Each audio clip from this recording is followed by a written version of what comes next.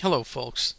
This video is brought on by some thoughts that I've had recently concerning the packing and shipping of these multi-mixers, as I've purchased several of them online, and I've had a lot of them shipped to me, and they come in all kinds of packed configurations, and most of them, if not all of them, could have used some improvement in their packing methods. And I'll just kind of, this video is going to cover a lot of that material. You're going to see some examples of me unboxing some of my precious finds on the and from off the internet. And basically, these machines are vintage machines from back in the 40s and the 50s, and we don't want them damaged, particularly when they're already in poor condition. They need some restoration, or they need some work, or maybe you've paid $400 or $500 for one, and it looked good when you saw it in its listing, and then when you received it, the darn thing was all damaged up, or bent. Something was wrong with it because of the way it was packed. So this video is beginning a series that I'm going to make regarding multi-mixers, particularly in buying and selling them online. What to look for, what to not look for, evaluations, how to place one in a timeline, with the order of manufacture, perhaps listing them or showing. And I'll give some examples of a progression in a manufacturing timeline between some of these machines, because they all basically had the same model number that is on the 95B. And basically, there are a lot of revisions of it. Yeah, but there's no indication on the labeling or anything on the machine itself to tell you that it's a different revision of the model.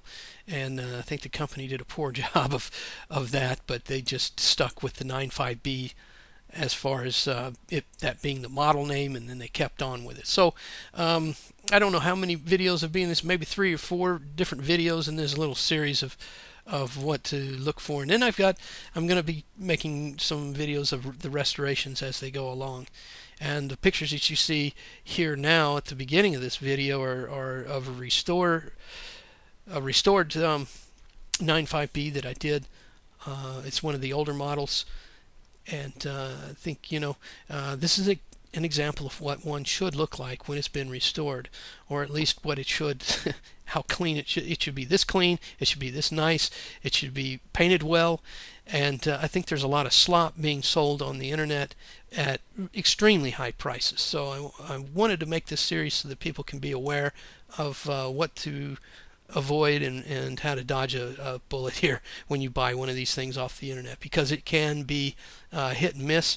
You could be shocked when you get the machine in. It didn't look as good as you thought it would, or maybe you paid $400 or $500 for it, and yet you didn't get a $400 or $500 machine.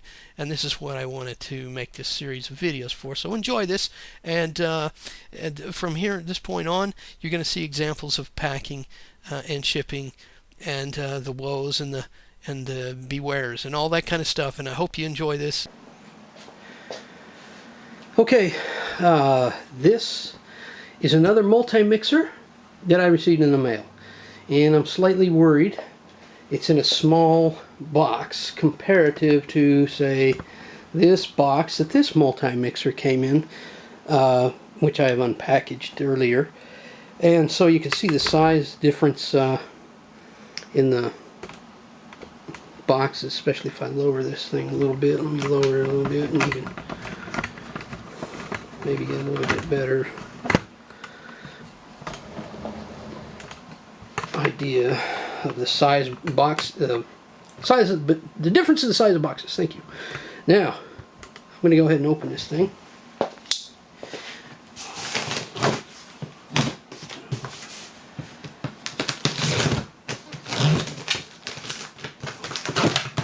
Dull blade.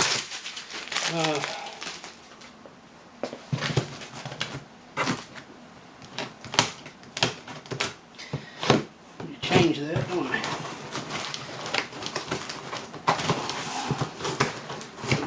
Oh, okay. Well, there we go.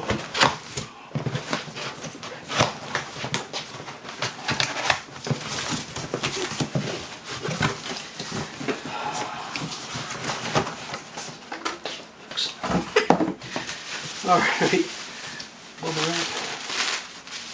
Now, yeah, he told me he was going to do this. Remove the lid, bubble wrap the lid. However, it was down in all those spindles, if that took any. So this thing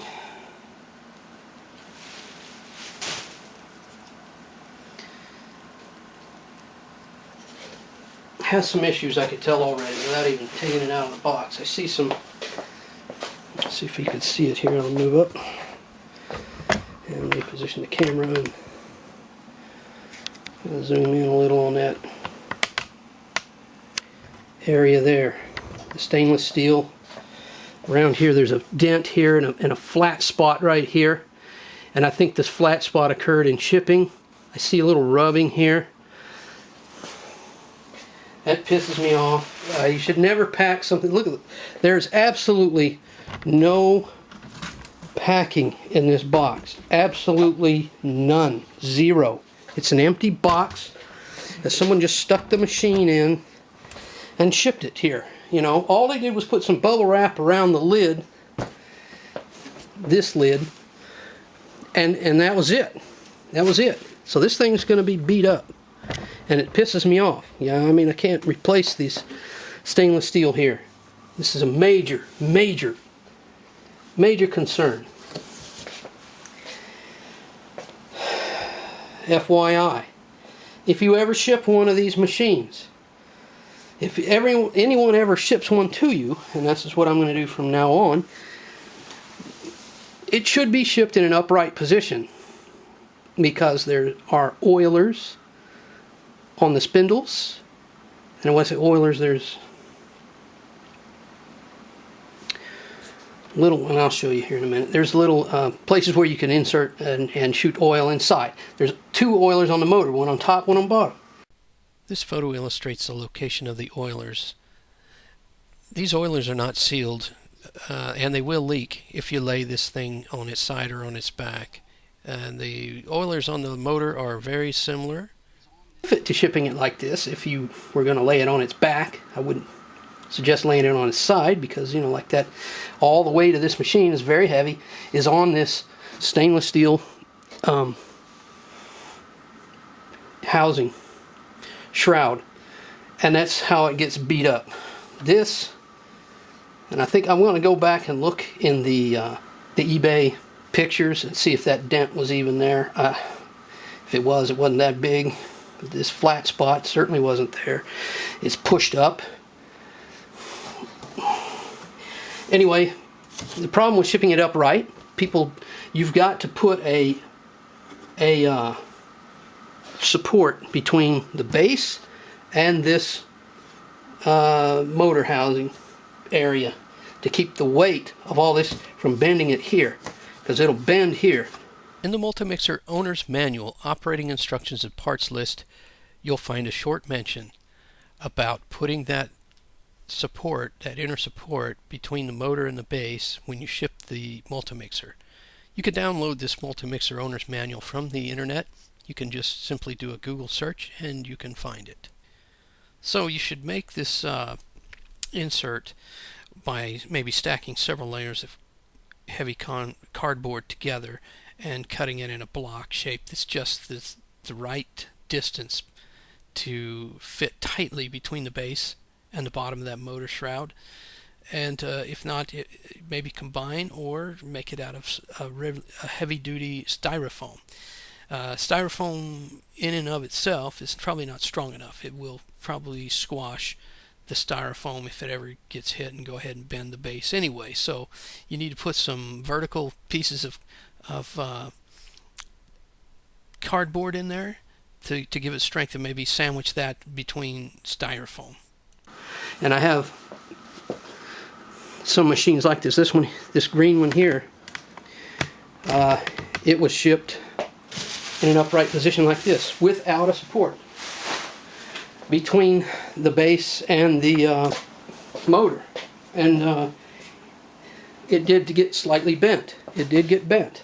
That's just too much weight. And of course these post office people, UPS people, they just kind of drop the box. You know, it doesn't matter how heavy it is. They're just going to drop the box. And all the way to that motor is going to come down on the base of the machine. And of course, it's going to dent the machine. Here, all the way to the machine came down on the stainless steel spindle housing up here. Example of how not to pack a multi-mixer for shipping. Folks, peanuts and shredded paper, confetti are not viable solutions for packing something this heavy.